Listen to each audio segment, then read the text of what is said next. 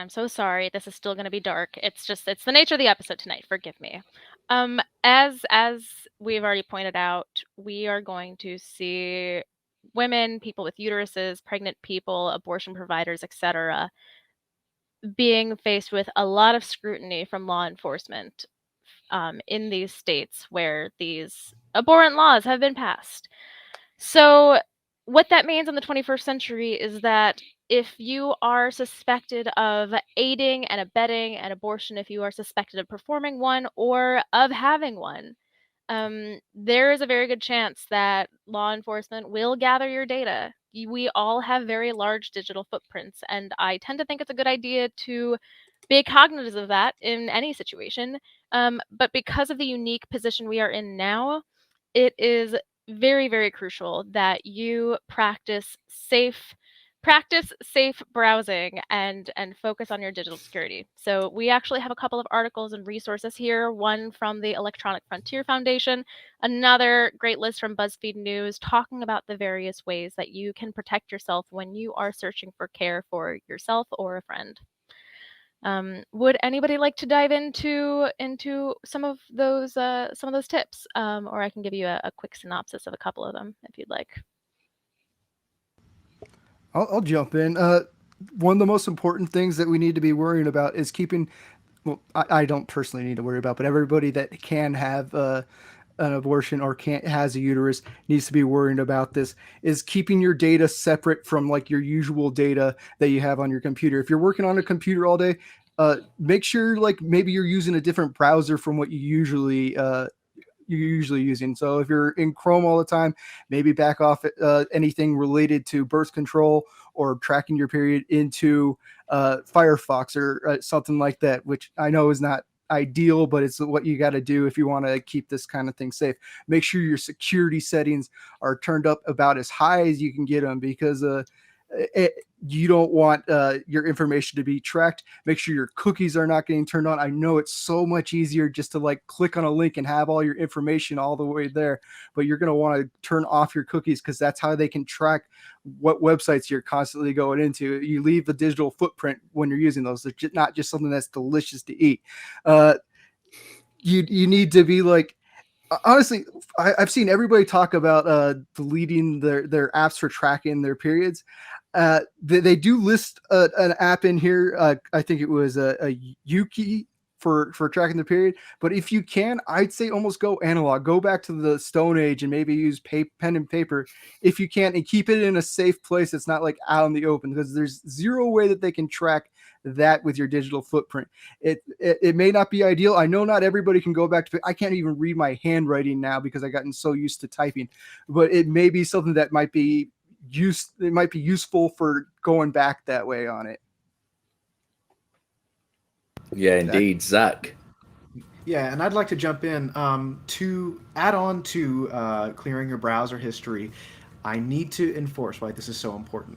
Back in 2017, a woman was arrested and charged with second-degree murder because she had a Google search for mistoprostol in her search history. That's all the evidence it took to charge her with second-degree murder, was a search for an abortion pill. So first, definitely emphasize that. And second, don't only go for your typical mainstream browsers like Firefox or Safari or Chrome and just go between them. There are also safer options you can use. For example, there's something called the Tor browser. It's a little bit riskier, but it is extremely anonymous. It's the way it works is really interesting. It basically bounces your traffic around so that you cannot be tracked by the websites you visit. And second, one that I actually use is Brave. It also adds on a layer of security, and it also functions as an ad blocker. And there have been instances where data of people who've looked up things similar to or surrounding abortion have had targeted ads targeted at them by anti-abortion activists. So there's another thing. And finally, if you can afford it, a VPN is great. A VPN will further separate you from your actual digital footprint in the real life, because it makes you seem like you're somewhere far away. So it actually it puts a barrier between you and your internet service provider. So it's really hard to find you in your location. Yeah, I work in the Yeah, medical it's a field, complete. and we have to use VPNs in our work so that people cannot track where our data is going from, and that's so the medical companies are using it. It's definitely something that's good protection, hard for them to break into. So that was a good idea there. Yeah, and as Go a ahead, Richard. complete technophobe, these tips are absolutely vital.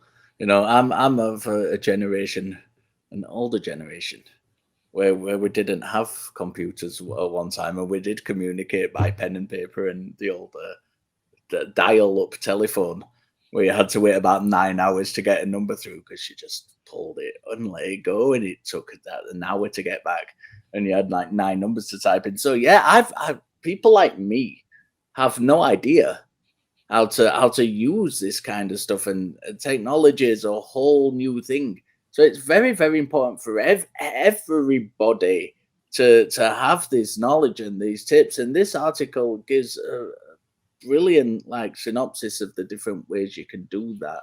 And you know, if you're in a situation where you need an abortion and you you're there and you don't know what you're doing, in the first thing we do in this modern age is go onto the search engines and type in the information. And you know, if you're not sure, you're going to be more specific with what you're typing in, and that's exactly what this article gets us to try and avoid. Putting those specific things in, not having that security in place, avoiding those. And I want to be very clear here that we're not going down conspiracy theory route in this. This is just normal, everyday, safe browsing ideas and things like that. It's not kind of this, oh, a giant 9 foot lizard alien queen's gonna jump out and get you. It's none of that. This is just good, safe browsing etiquette. And it's fun. I would implore you to go into the article and have a look at that. Anybody else got anything on that specifically?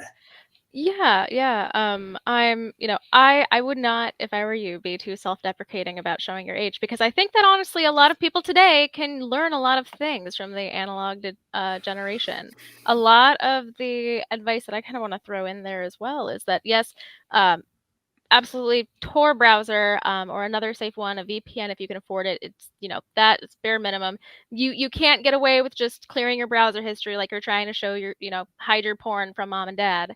I would say find yourself a phone book. Like everything, all the things that we Google, all of these questions that we want answered. There once was a time when we didn't have computers, and all of this data is still manually available. Go to your local library. You can use their computers. You can get yourself a phone book and physically find a phone number that you need. Get a burner phone. Get yourself not a smartphone. Get yourself like a Nokia brick. It should have like a green background and no colors. They're great. I think I still have mine from like 20 years ago. And just like you said, Richard, this is not because we're being conspiracy theorists. As Zach pointed out, this has already been used to punish people who have been accused of having abortions. This is just I would implore you to read these tips, read these articles, and make sure that you are being safe in all cases. Unfortunately, seeking basic medical care, we now need to act like we're all drug dealers. But I'm sure your local drug dealer also has some good tips, so you can always ask them as well. That's Yeah, another there's a good reason idea. your local drug dealer does those things, and that's so he doesn't get caught. Josh. I definitely look into encryption for your computer. All these things that we're talking about for data security on your computer, it's not 100% foolproof, but it's definitely a good idea for you to do. If you're having problems like Richard does with technology, there are YouTube tutorials on how to do anything. And if you're just looking up security and you don't have to add the word abortion into it, just like security settings on your computer, how to encrypt it, how to use all these secure sites, you can find a YouTube tutorial for any of this stuff. So if any of this sounds like Egyptian to you, there is a way for even somebody that doesn't understand technology at all, like Richard, to figure this out. Another thing that's listed, if you're going to a clinic or you're going out of state, if you're going to a clinic, try to figure out the directions beforehand so, and maybe not bring your phone or computer around with you, because they can track if you, especially if you have the tracker on your phone. You can turn it off, but I'd say I would probably be forgetful to turn something off if I'm always using the phone on me. So maybe figure it out beforehand and then go ahead and go to the clinic. If you're going out of state, you're definitely going to need to take your phone with you, but have the burner phone. And when you actually go to a clinic, maybe leave it behind wherever it is that you're staying, because they can't stop you from having a vacation, and just going into California from another state isn't necessarily suspicious for everybody. So just be smart about it. Definitely start thinking like you're paranoid and somebody's following you, because maybe having that kind of mindset it's what you need to think about what you may be missing, what area you could be covering yourself. Even if you do it and you could end up having zero issues at all, it's definitely better to be safe on this than sorry, because they're going to start coming after you like you're a murderer if you're having abortions. And there are sites that they list off in this article where you can also, if you want to help people get abortions, you can like donate to funds that can actually help with travel and stuff like that. They're saying not Planned Parenthood.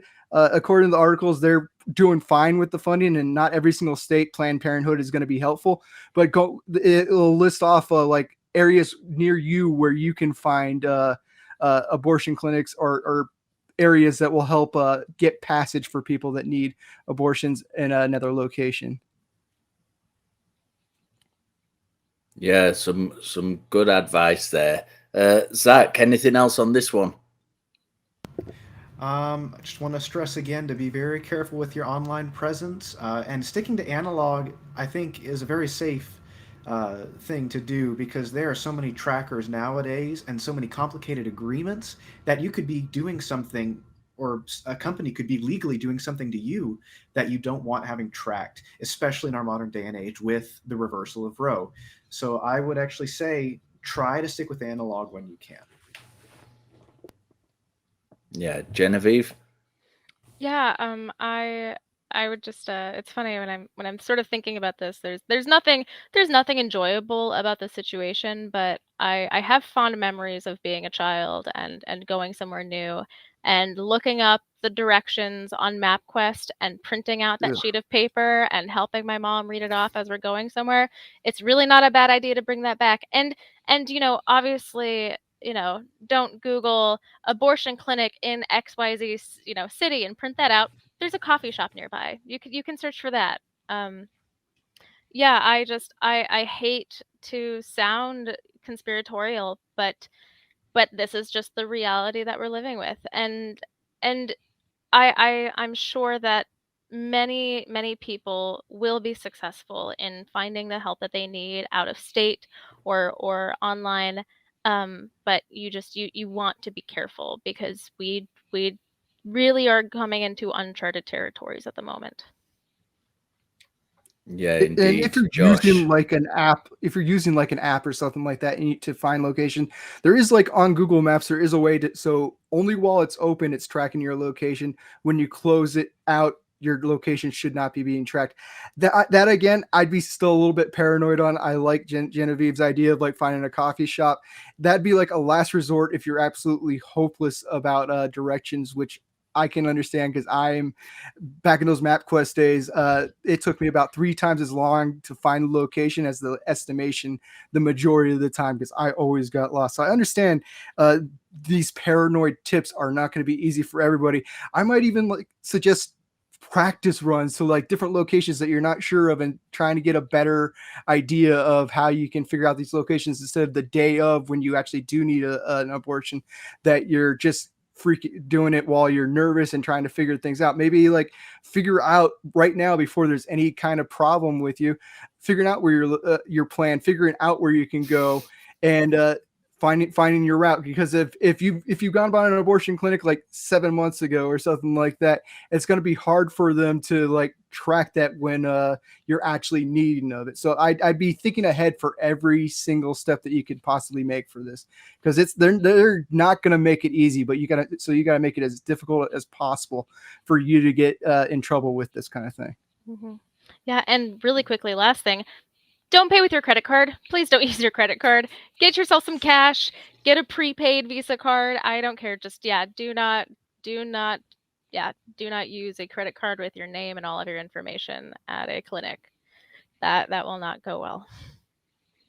No, some great advice there, and some great advice in the article. And once again, it is linked down below. It's in the fan Facebook groups if you want to go and take a look at that.